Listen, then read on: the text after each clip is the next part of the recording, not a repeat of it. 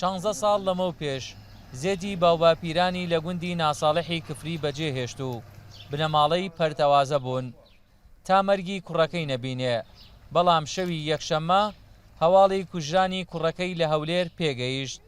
ئەمە تەقیان لەم کوڕی منەکە خێنە ئەو کوڕیانە کوشت، ئەوە هیچ بەڵێ لە پێشە هەر ئەوان تاوانبار بوو، ویان پێمان گڕەدا. ئەمە مێکزەمینی هاتەیەکەوە بەری ئەسکەریەوە، ئەم جار ڕەخەمی پێوە نەبووە، دوانی مەدەنی بۆ یەکیان جلی ئەسکەری لەبەریاوە. وەڵا من خەسمەوە تا ئەم کوڕی بێتاوانوە ئەو شان زامار کردو، معلوم نییە بمێنێ. بەڵێ سکاڵە تۆمارەکەن. هەرێم ئیبراهیمی تەمەن 38 ساڵان پێشمەرگێ و باوکی دوو کوڕ و دوو کچە شەوی یەکشەممە لە گوندی عەرەبکەندی هەولێر درایە بەر دەستڕێژی گولە و کوژرا.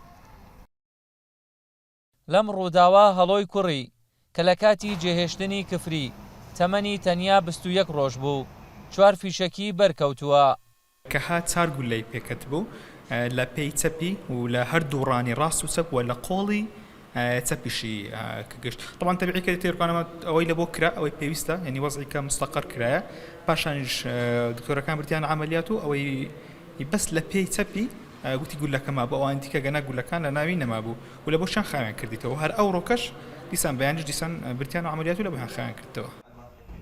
پۆلیسی هەولێر پەڕاوی لێکۆڵینەوەی بۆ ڕووداوەکە کردوتەوە و دادوەری لێکۆڵینەوە فەرمانی دەستگیرکردنی بۆ تۆمەتباران دەرکردووە.